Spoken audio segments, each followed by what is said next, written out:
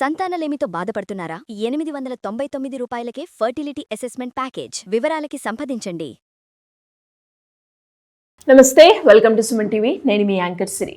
కర్మ సిద్ధాంతం అంటే ఏంటి, ఎన్ని రకాల కర్మలు ఉంటాయి, ఏ నక్షత్రాల వారికి ఏ విధంగా ఉంటుంది 2026 సంవత్సరంలో, దీని గురించి మనకి క్లియర్గా విశ్లేషణ ఇవ్వడానికి మనతో పాటు వైదిక్ ఆస్ట్రాలజర్ ఉమా గారు ఉన్నారు. అడిగి తెలుసుకునే ప్రయత్నం చేద్దాం. నమస్కారం ఉమా గారు. నమస్తే అమ్మా.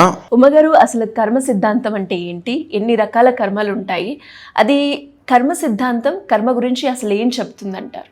తప్పకుండా అండి. కర్మ అనేటువంటిది ప్రతి ఒక్కరికి కూడా మూలమైనటువంటిది అండి. ఏ కారణం లేకుండా మానవ జన్మ ఎత్తడం అనేటువంటిది జరగదు. ఒక మనిషి ఏ కారణం లేకుండా కళ్ళు కాళ్ళు సరిగ్గా లేకుండా జన్మించడం జరగదు.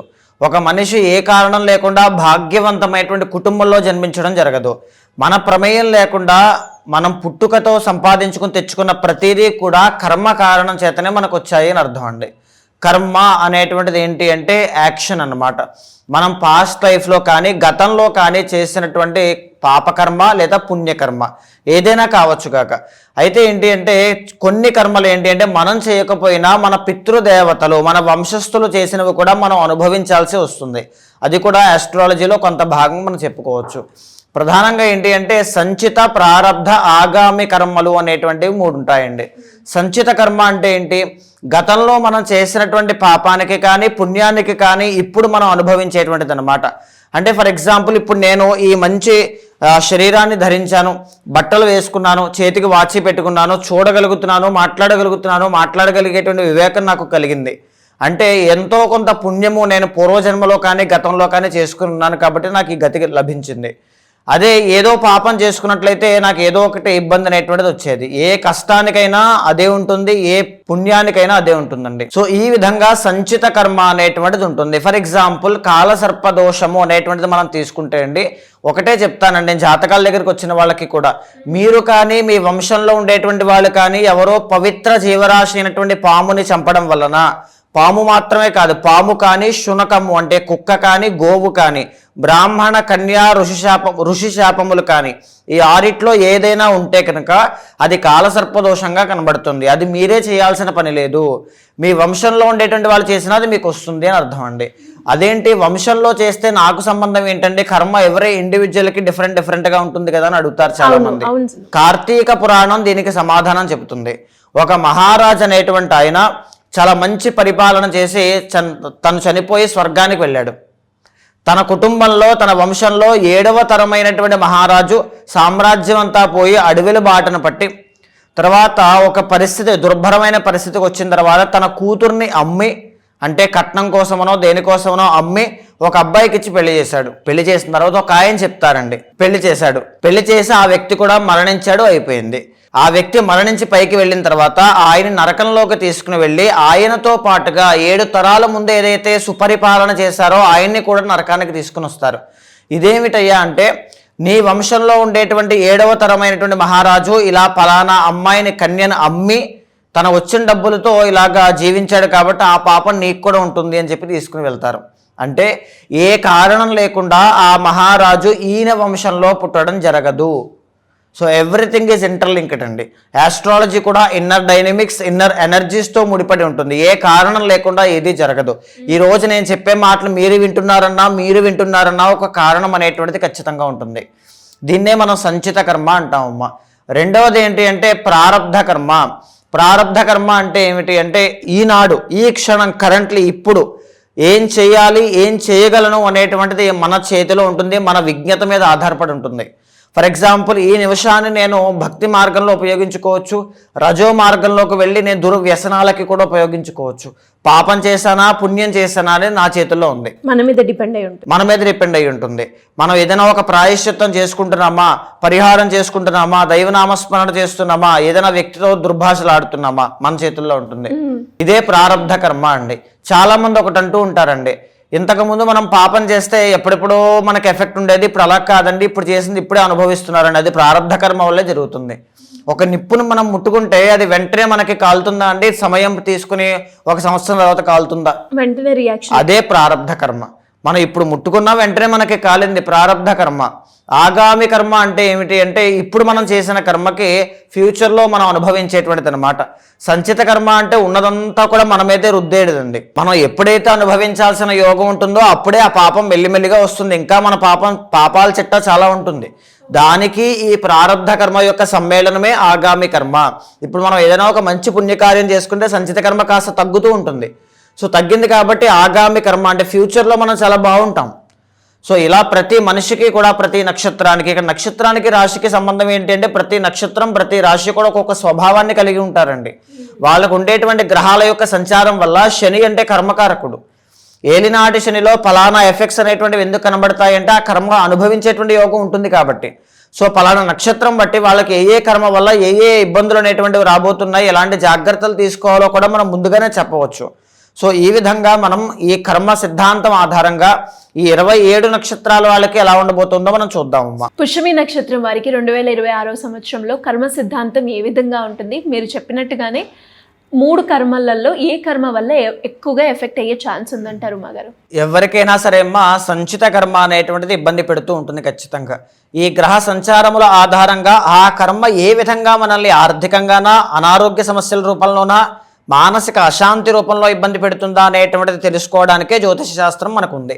అయితే 2026 సంవత్సరంలో ముందుగా ఈ పుష్యమి నక్షత్రానికి గ్రహ సంచారాలు ఏ విధంగా ఉన్నాయో మనం చూస్తే గురువు అనేటువంటి ఆయన 12, 1, 2 స్థానాలు అయినటువంటి మిథున, కర్కాటక, సింహరాశిలో సంవత్సరాంతము సంచారం చేయడం జరుగుతుందండి. అయితే మొట్టమొదటి ట్రాన్సిట్ ఎప్పుడు ఉంటుందండి? జనవరి 1 నుంచి జూన్ 1 దాకా గురువు అనేటువంటి ఆయన మిథున రాశిలో సంచారం చేస్తారు. మిథునము అనేటువంటిది 12వ స్థానం అవ్వడం వల్ల విపరీతమైనటువంటి ఖర్చులు పెరిగే అవకాశాలు ఎక్కువగా ఉంటాయి. స్థాయికి మించినటువంటి ఖర్చులు పెరగడము. గురుడికి 4 దృష్టిలు ఉంటాయమ్మా, 1, 5, 7, 9. దీనివల్ల ఏంటి అంటే 4వ స్థానం మీద దృష్టి పడడం వల్ల కుటుంబ ఒత్తిడి అనేటువంటిది పెరిగే అవకాశాలు ఎక్కువగా ఉంటాయి. గృహంలో మార్పులు అనేటువంటివి వచ్చే అవకాశాలు ఎక్కువ ఉంటాయి.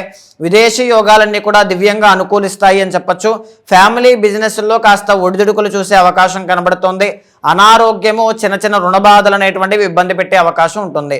చిన్న చిన్న అవమానాలు కలిచివేస్తూ ఉంటాయి. వృత్తిలో ఆటంకాలు అనేటువంటివి ఇబ్బంది పెడతాయండి. జూన్ 1వ తారీఖు దగ్గర నుంచి అక్టోబర్ 31 దాకా గురువు అనేటువంటి ఆయన కర్కాటక రాశిలో ప్రవేశం చేస్తారండి. దీనివల్ల ఏంటి అంటే లగ్నంలో గురుడు సంచారం చేస్తారు కాబట్టి ఆటంకాలు అనేటువంటివి వచ్చే అవకాశం ఉంటుంది. పంచమ దృష్టి వల్ల సంతానం విషయంలో కష్టపడేటువంటి అవకాశాలు ఎక్కువ ఉంటాయి. 7వ దృష్టి వల్ల భార్యాభర్తల మధ్యలో చిన్న చిన్న వాక్ వివాదాలు వచ్చేటువంటి అవకాశాలు ఎక్కువగా ఉంటాయి. 9వ దృష్టి వల్ల ఆర్థిక ఇబ్బందులు అనేటువంటివి కనబడతాయి. కానీ ఈ యొక్క ట్రాన్సిట్లో కూడా విదేశీ యోగాలన్నీ కూడా దివ్యంగా అనుకూలిస్తాయండి. మళ్ళీ మనము అక్టోబర్ 31 తర్వాత నుంచి చూస్తే గురువు అనేటువంటి ఆయన సింహరాశి అయినటువంటి 2nd హౌస్లో సంచారం చేస్తారు. దీనివల్ల అఖండమైన రాజయోగం పడుతుంది అని చెప్పొచ్చండి. దీనివల్ల ఏం జరుగుతుంది? ధనయోగం విపరీతంగా పడుతుంది. 2nd హౌస్ కాబట్టి విద్యా విషయంలో ఆటంకాలు తొలగిపోతాయి. సంతానం విషయంలో గుడ్ న్యూస్ వింటారు. రుణ విముక్తి అనేటువంటిది కలుగుతుంది. ఆర్థిక ఎదుగుదల కనబడుతుంది. శత్రువుల మీద విజయం సాధించేటువంటి అవకాశాలు కనబడతాయండి. పుష్యమి నక్షత్రం వాళ్ళకి గత సంవత్సరం మనం అంటే 2025లో మనం చూసినా సరే వీళ్ళకి అంత గొప్పగా గురుబలం అనేటువంటిది లేదండి. 2026 చివరిలో వీళ్ళకి కలుగుతోంది. దీనివల్ల జాబ్లో ప్రమోషన్లు రావడం కానీ, పరిచయాల వల్ల లాభాలు కలగడం కానీ, నూతన అవకాశాలు కానీ, వివాహ ప్రయత్నాలు అనుకూలిస్తాయి. సంతాన ప్రయత్నాలన్నీ కూడా శుభవార్తమైనటువంటి యోగం తప్పకుండా పడుతుంది అని చెప్పొచ్చమ్మా. ఇకపోతే శని అనేటువంటి ఆయన మనం బాగా గమనిస్తే 9వ స్థానమైనటువంటి మీనరాశిలో సంవత్సరాంతము కూడా 2026లో వీళ్ళకుంటారండి. దీనివల్ల ఏం జరుగుతుంది? విదేశాల్లో స్థిరపడాలి అనుకుంటే ఖచ్చితంగా మీకు అన్నీ వచ్చేస్తాయి. పర్మనెంట్ వీసాలు కానీ అన్నీ వస్తాయి. మీ కష్టానికి తగినటువంటి ప్రతిఫలాన్ని తప్పకుండా చూస్తారు. భాగ్యంలో శని అంటే అవకాశాలు విపరీతంగా వస్తాయి. 4-5 రకాల అవకాశాల్లో ఏది చూస్ చేసుకోవాలో తెలియటువంటి పరిస్థితిలో ఉంటారనమాట. అన్ని అవకాశాలు బాగా వస్తాయండి. మీ కృషికి తగినటువంటి ప్రతిఫలం తప్పకుండా ఇస్తాడు ఆయన. తర్వాత రాహుని బాగా గమనిస్తే రాహు అనేటువంటి ఆయన నవంబర్ 25 దాకా అష్టమంలోను, నవంబర్ 25 తర్వాత సప్తమం అయినటువంటి మకర రాశిలో సంచారం చేస్తారు. దీనివల్ల సంవత్సరాంతము కూడా రాహు అనేటువంటి ఆయన అనుగ్రహించట్లేదు. దీనివల్ల ఏం జరుగుతుంది? నవంబర్ 25 దాకా మానసిక ఒత్తిడి అనేటువంటిది పెరిగే అవకాశం ఉంటుంది. స్వల్పమైన అనారోగ్య సమస్యలు ఇబ్బంది పెడుతూ ఉంటాయి. చిన్న చిన్న యాంగ్జైటీ ఇష్యూస్ కానీ ఓవర్ థింకింగ్ కానీ ఇబ్బంది పెడుతూ ఉంటాయి. నవంబర్ 25 తర్వాత రాహు అనేటువంటి ఆయన సప్తమ స్థానంలోకి రావడం వల్ల marital లైఫ్లో చిన్న చిన్న ప్రాబ్లమ్స్ కానీ వృత్తి విషయంలో చేంజెస్ కానీ వచ్చేటువంటి అవకాశాలు అప్పుడు నవంబర్ 25 తర్వాత కనబడతాయండి. కేతు అనేటువంటి ఆయన మనం బాగా గమనిస్తే ఈయన 2, 1 స్థానాల్లో సంవత్సరాంతము కూడా సంచారం చేస్తూ ఉంటారు. ఈ సంవత్సరాంతము కూడా రాహు కేతులు ఇద్దరూ కూడా పుష్యమీ నక్షత్రం వాళ్ళకి అనుగ్రహించట్లేదండి. కేతు అనేటువంటి ఆయన బాలేకపోవడం వల్ల ఆర్థిక ఇబ్బందులు, మనోవేదన, మనోవిచారములు అనేటువంటివి కలుగుతాయి. ఒక ఆలోచన మీద స్థిరంగా లేకపోవడం, చంచల స్వభావం అనేటువంటిది రావడం లాంటివి ఎక్కువగా కనబడతాయి అని చెప్పొచ్చమ్మా. అయితే మేజర్లీ ఓవరాల్గా చెప్పాలి అంటే పుష్యమీ నక్షత్రం వాళ్ళకి 2026వ సంవత్సరంలో మిశ్రమంగా కనబడుతోంది అని చెప్పొచ్చు. సంవత్సరం చివరిలో పెరిగినటువంటి గురుబలం వల్ల అద్భుతమైనటువంటి అఖండమైన రాజయోగాన్ని అయితే తప్పకుండా చూస్తారమ్మా. ఏ మాసంలో వీళ్ళకి బాగా కలిసి వస్తుందంటారు మగారు? ఏప్రిల్ 17వ తారీఖు దగ్గర నుంచి జూన్ 17వ తారీఖు దాకా రవి అనేటువంటి ఆయన దశమ ఏకాదశ స్థానాల్లో సంచారం చేయడం వల్ల వీళ్ళకి వృత్తి విషయంలో గ్రోత్ అనేటువంటిది కనబడుతుంది. మంచి లాభాలు అనేటువంటివి వస్తాయి, పేరు ప్రఖ్యాతులు పెరుగుతాయి, అనారోగ్య సమస్యలు అనేటువంటివి తగ్గుతాయి. అన్ని విషయాల్లోనూ కూడా చాలా బాగుంటుందండి. మళ్ళా తిరిగి సెప్టెంబర్ 17 దగ్గర నుంచి అక్టోబర్ 17 దాకా చాలా బాగుంటుందమ్మా. మళ్ళా తిరిగి డిసెంబర్ 17 దగ్గర నుంచి డిసెంబర్ ఎండ్ వరకు కూడా చాలా అద్భుతంగా అనారోగ్య సమస్యలు తగ్గడం కానీ, రుణబాధల నుంచి బయటికి రావడం కానీ, శత్రువుల మీద విజయం సాధించడం కానీ అన్నీ కూడా అద్భుతంగా పుష్యమీ నక్షత్రం వాళ్ళకి బాగున్నాయండి. ఎలాంటి పరిహారం చేసుకుంటే బాగుంటుంది అంటారు? సో మీరు విన్న ప్రకారం మీకే అర్థమై ఉంటుంది. సంవత్సరం చివరి వరకు కూడా గురు బలము అనేటువంటిది సరిగ్గా లేదు. రాహు కేతులు ఇద్దరు కూడా సంవత్సరాంతము కూడా అనుకూలించట్లేదు. సో దీనికోసం ఏం చేయాలంటే బలమైనటువంటి పర్సనల్ చార్ట్ చూసుకుని బలమైనటువంటి పరిహారాలు ఆచరించండి. రాహుకేతును అనుగ్రహించడానికి సుబ్రహ్మణ్య స్వామి వారి యొక్క ఆరాధన వల్ల అద్భుతమైన శుభ విజయాలు చూసే అవకాశం కలుగుతుందమ్మా. ఇంకా ఎవరికైనా కూడా ఏ నక్షత్రం వాళ్ళైనా కూడా వాళ్ళు ఏదైతే సమస్యను ఎదుర్కొంటున్నారో దానికి తగ్గట్టుగానే పరిష్కారం చేసుకోవాలి అంటే ఏ రకంగా మిమ్మల్ని అప్రోచ్ అయ్యే ఛాన్స్ ఉందంటారు? తప్పకుండా అమ్మా. అలాంటి వాళ్ళు ఎవరైనా ఉంటే మీకు కింద కనిపించే నెంబర్కి కాల్ చేస్తే మా వాళ్ళు మీకు పూర్తి వివరాలు అందిస్తారు. మీ యొక్క జాతకాన్ని చూసిన తర్వాత నక్షత్రము, రాశి, ఎవ్రీథింగ్, లగ్నంతో సహా గోచారం, పర్సనల్ చార్ట్ రెండింటినీ సమన్వయం చేస్తూ చాలా మందికి ఏంటి అంటే ఏదైనా ఒక గైడెన్స్ ఉంటే బాగుంటుంది. విద్య పరంగా కానీ, ఈ చదువుకునేటువంటి అంశాల్లో కావచ్చు, సంతానం విషయంలో కావచ్చు, లవ్ ప్రాబ్లం విషయంలో కావచ్చు, ఈ జాబ్ ఎప్పుడు మారాలి, ఇన్వెస్ట్మెంట్ ఏ అంశంలో మనం చేసుకోవచ్చు, ఎప్పుడు చేసుకోవచ్చు, ఇలాంటివన్నీ కూడా ఎవ్రీథింగ్ ఇన్ డీటెయిల్గా చెప్పడానికి మీకోసం నేనున్నాను.